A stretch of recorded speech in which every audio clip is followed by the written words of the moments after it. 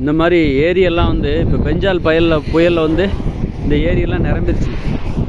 அப்போ இந்த ஏரியெல்லாம் என்ன பண்ணோம் அப்படின்னா, இதுக்கு முன்னாடியே நல்ல ஆழமாக தூர்வாரி ஒரு கிணறு மாதிரி ஒரு ஆழமான ஒரு கிணறு போல் இந்த ஏரியா அமைச்சிருந்தா இந்த மழையில் வந்து தண்ணி வந்து ஒரு வருஷம் மழை பெஞ்ச மழை 2-3 வருஷத்துக்கு நிற்கும். அப்புறம் இதில் நிறைய போட்டெல்லாம் விட்டுடலாம், மக்கள் சுற்றுலா பயணம்.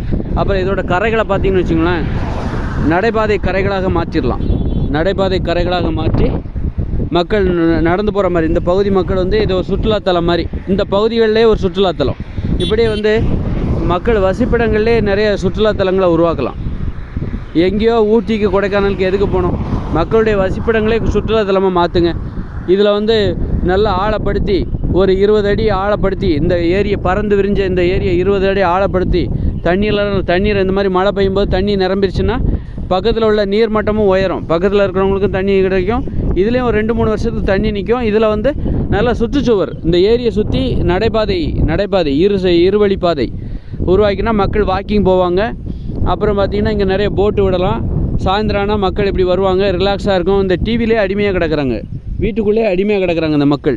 இந்த மாதிரி சுற்றுலா வீட்டை விட்டு வெளியே வந்தால் ஒரு நல்ல இடமே இல்லை.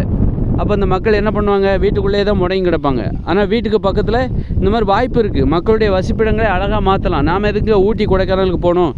ஒவ்வொரு நாளும் தினமும் நம்ம வீட்டு பக்கத்தில் உள்ள இடத்தையே சுற்றுலாத்தலமாக மாற்றி அதில் மக்களை வந்து மாற்றுறதுக்கு வாய்ப்பு இருக்குது. வீட்டு பக்கத்தில் குடியிருப்பு இருக்குது, இங்கே ஏரி இருக்குது.